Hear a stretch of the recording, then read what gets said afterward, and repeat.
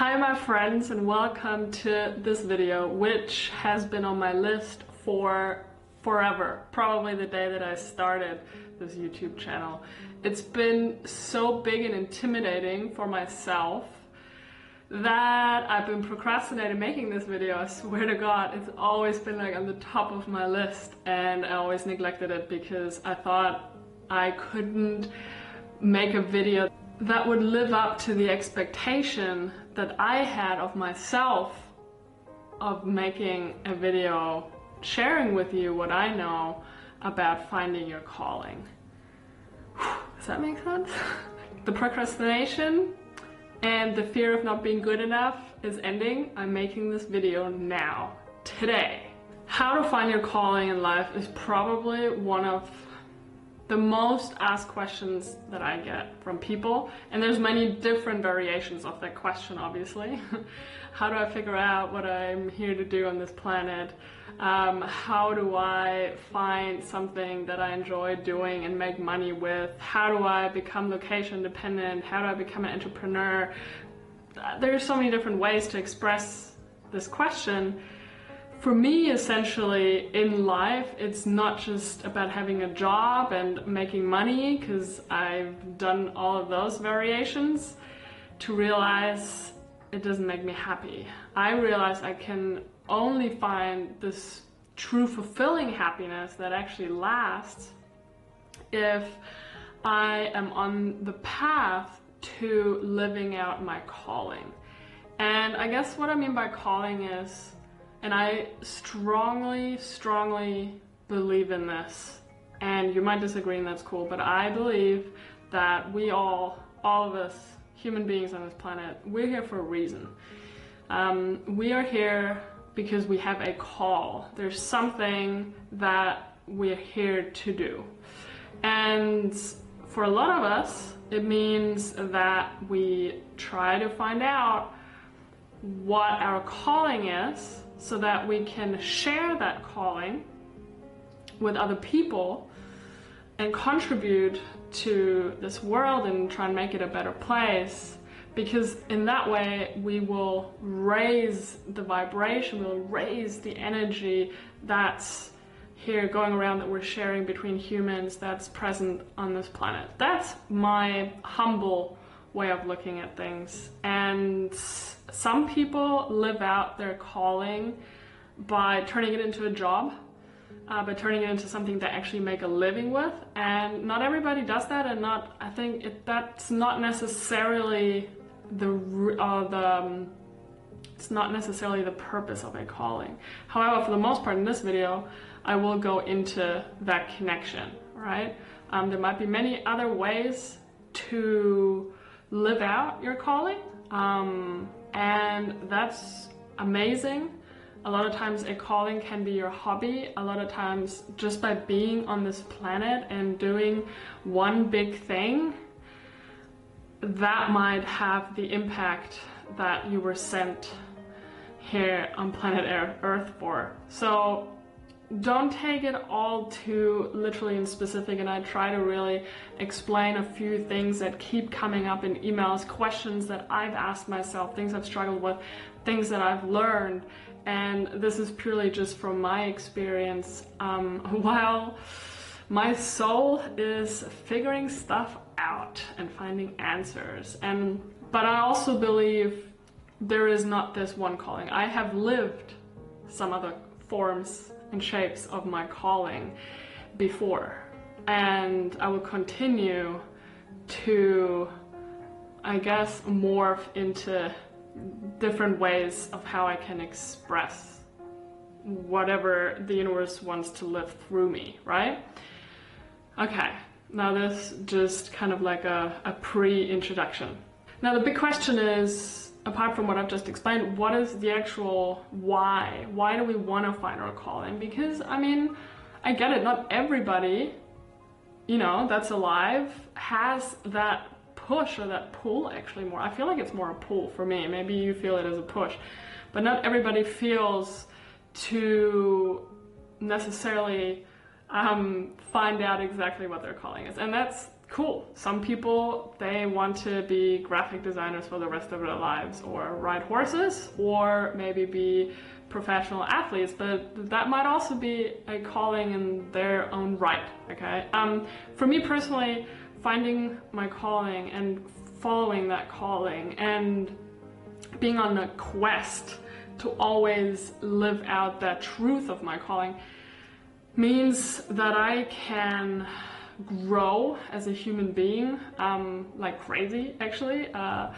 The amount that I've grown in the past 5 or 6 years since I've been on this path, and I kind of a little bit, I guess, equate my spiritual path, all that inner work I've been doing with following my calling as well, because it is now turning into something that I guess is merging, so to say.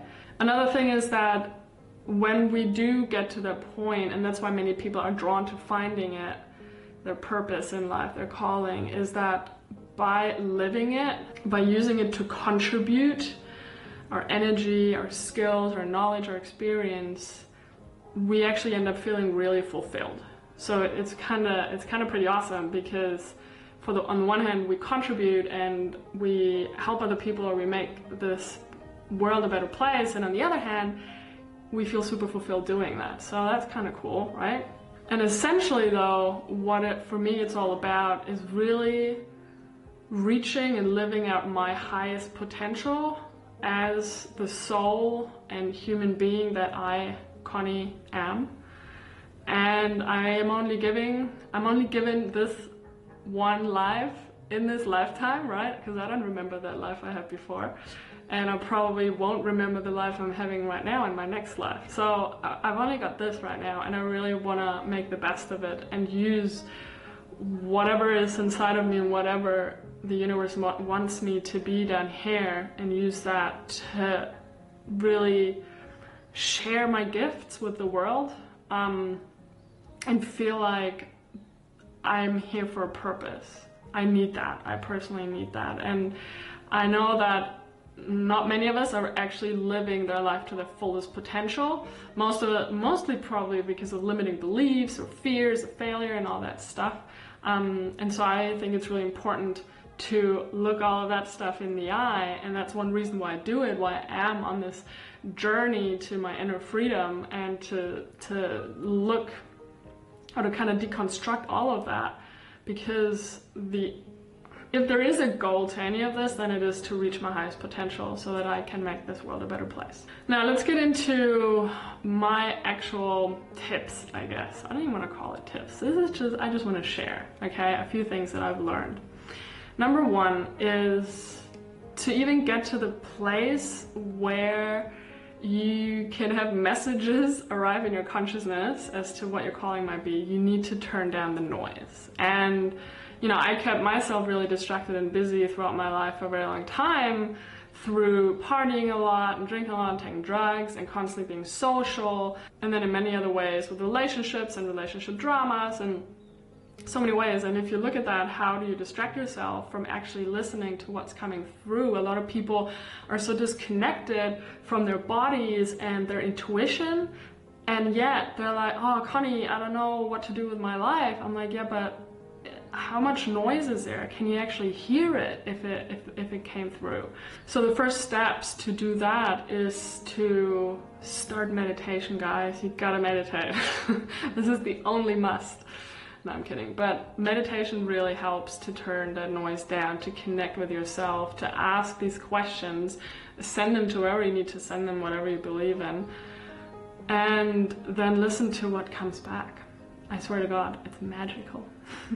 And second of all, yoga really helps as well. For me, those two in combination, it's just a match made in heaven, obviously. And yoga just really helped me to connect to my body and actually feel my body more, feel my emotions more, and actually feel into what I need and who I am. It helped me in so many ways. I need to make an extra video about yoga. But those two, if you start that, they will also decelerate your life, slow down your life a bit, and then look at other ways how you're constantly distracting yourself.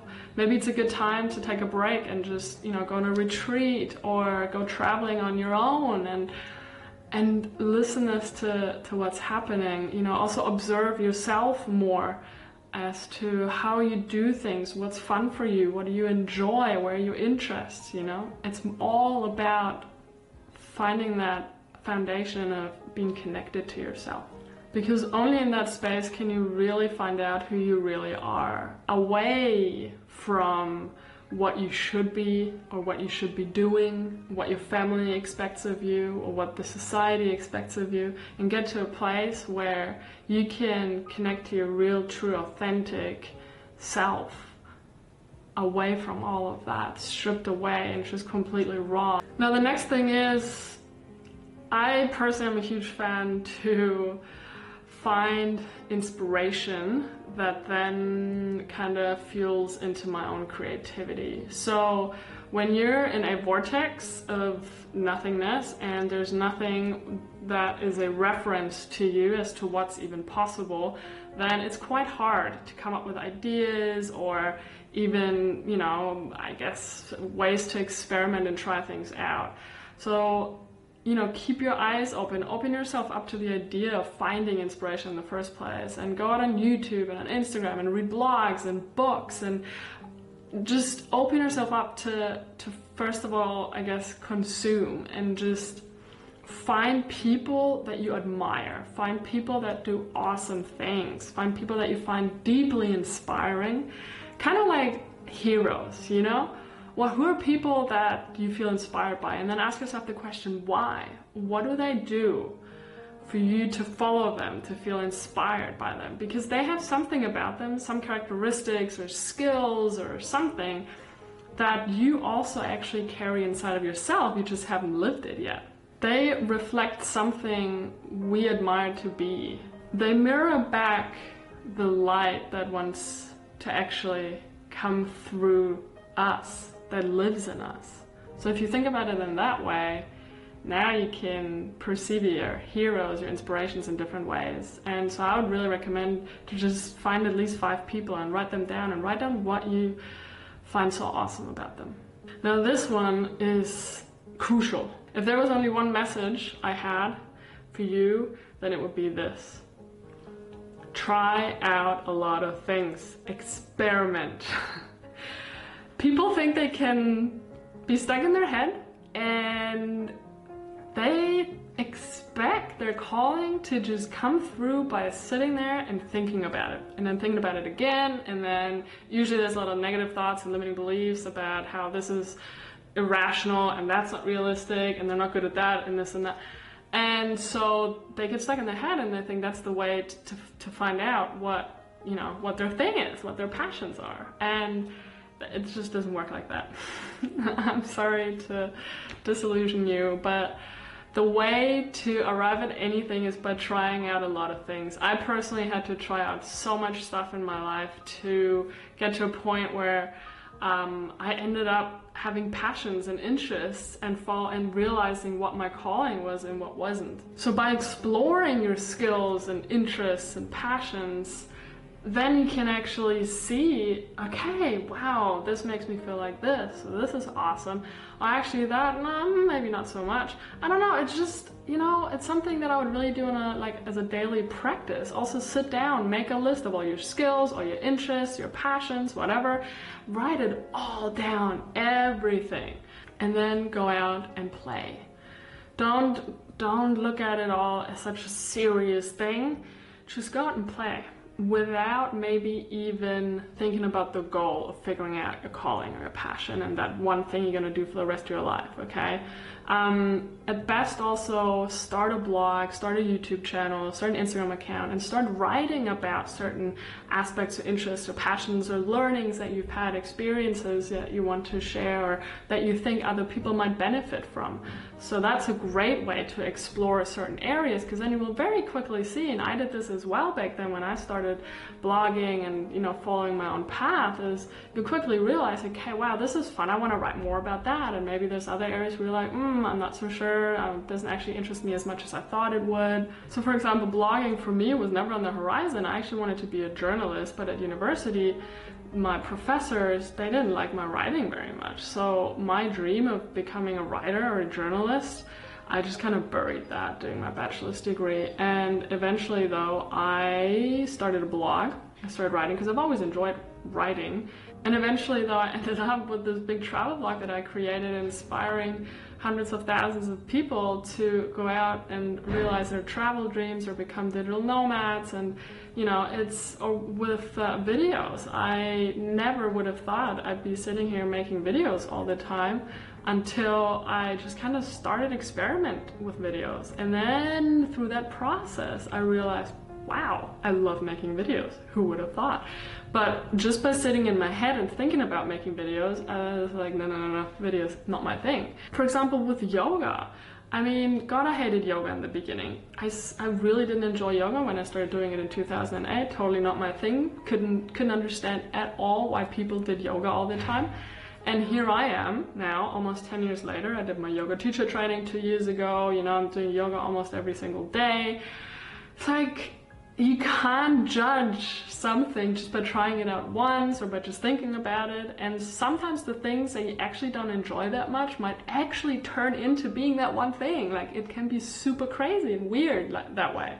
Now the next thing is really about, you have to surrender to the process, because it's not a linear journey. Linear journey to finding your calling or that big passion of yours. It's usually something where there is no map, but you have a GPS system. That's why you need to reduce the noise and connect your intuition and all that stuff. You have your own GPS, but you're not going to be able to look at the full map at all the directions where it tells you you need to turn right here and turn left there. That's not how it works. You need to surrender to the process and actually go with it and that flow. And even though that might mean that it might take a while and a long while, not just months, maybe years, maybe your entire fucking life to figure out what your calling is, but to surrender to that. And to realize also that, like I said in the beginning of this video, you know, for a while I followed this one calling of being a travel blogger. I literally thought I was going to be a travel blogger for the rest of my life. And now looking back, that's quite cute, right? But that totally wasn't the thing. I mean, it was for those years, and now it couldn't be further from the truth. Like, it's more that was my calling then. Before that, it was being a scuba dive instructor and showing people the underwater world, because that was amazing.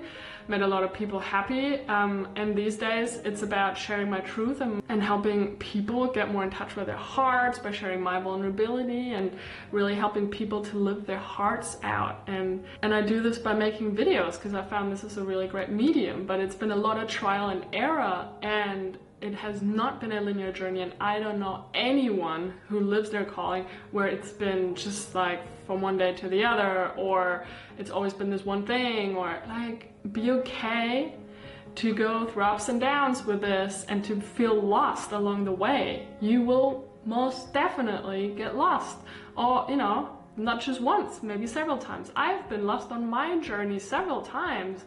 And I sometimes still have days where I still question, is this it? Probably not. I'm still evolving as a human being. There's still so much I have to learn and want to learn and to grow into.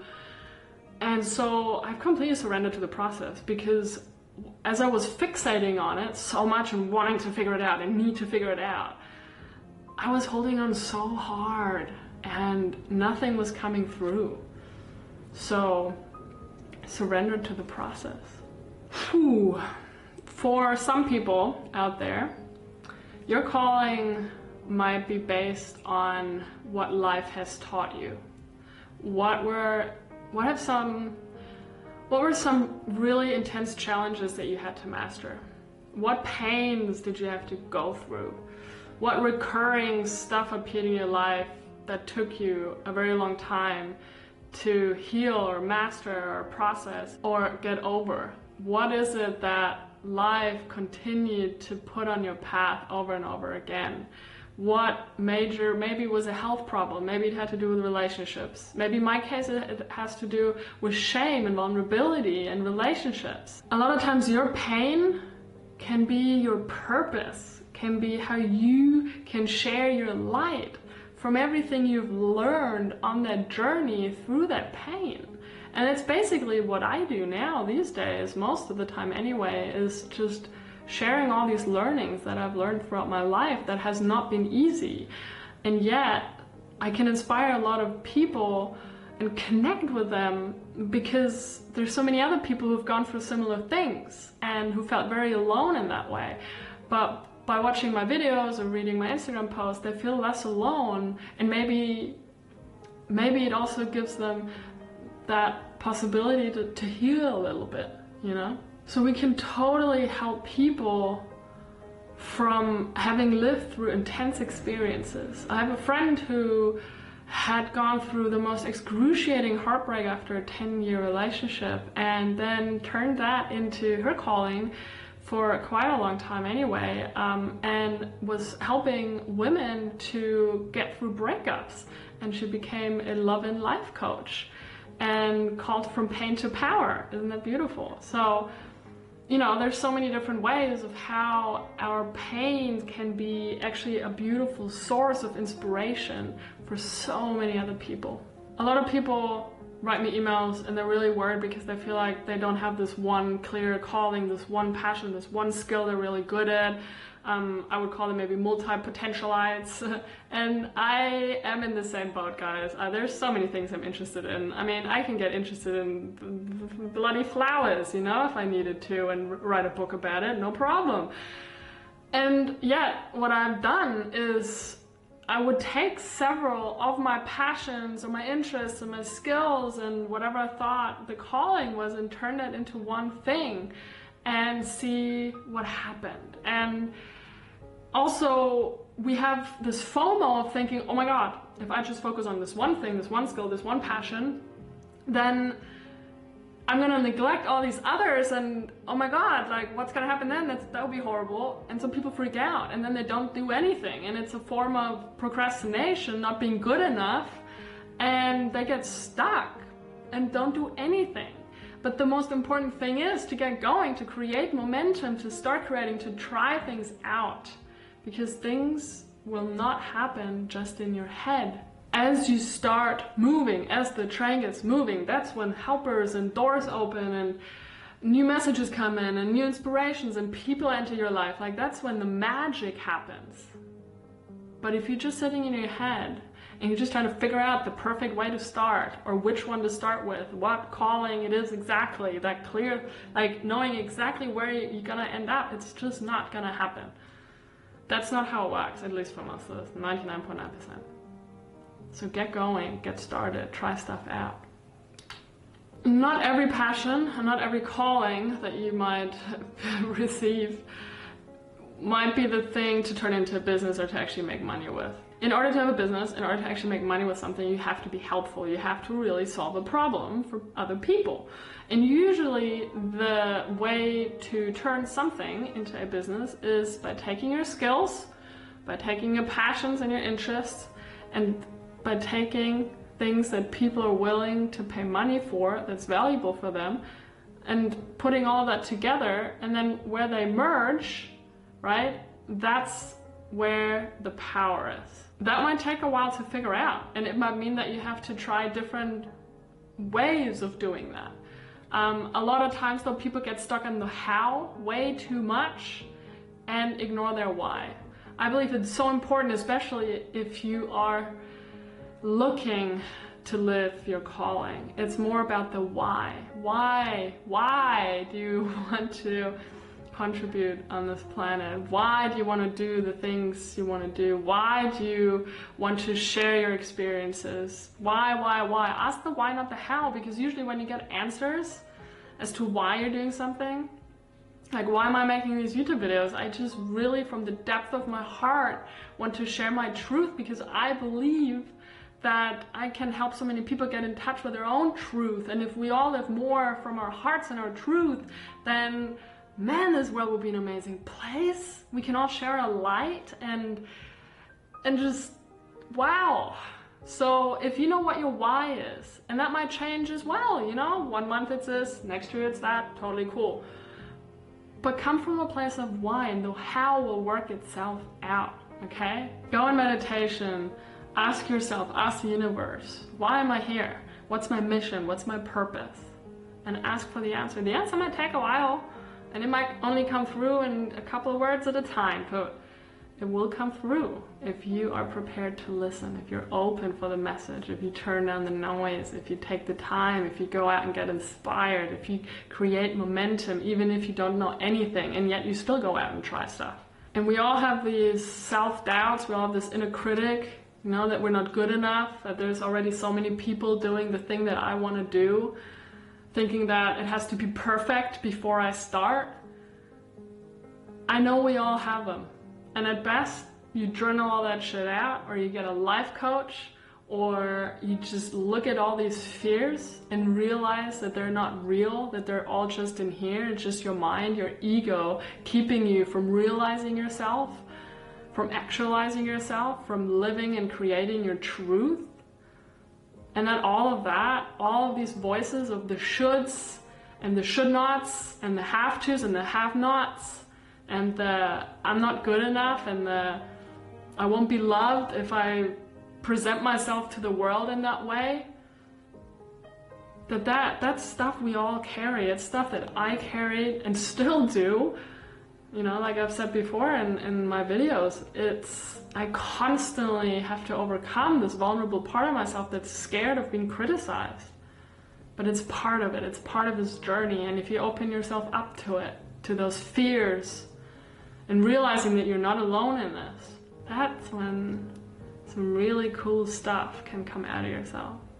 That's when some really cool stuff can turn into a calling. When you start creating, when you start living that truth, when you start living a life that's aligned with who you are in your essence, when you start living from a place of passion and the willingness to follow your purpose and the willingness to find out this why, and then step by step, one day you realize, you're like, holy shit, I just found my calling. Or maybe, wow, I've actually been living my calling and creating my calling, and I didn't even realize.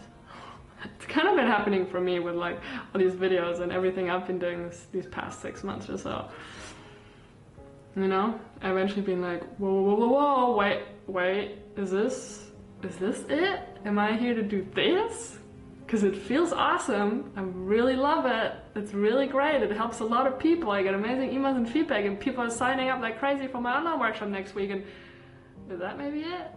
It's funny how life just kind of does things and surprises us.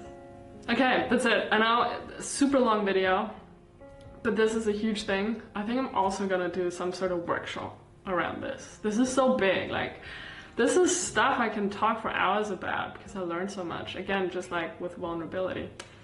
Anyway, I really hope you got something out of this video. I'd love it if you shared with me in the comments stuff that you've learned. Maybe you found your calling, maybe you haven't. What's holding you back? What do you think is in your way, or maybe it's yourself, probably.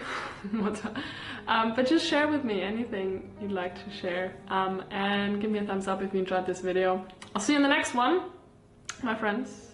Thank you for watching. I love you. Bye. Mwah.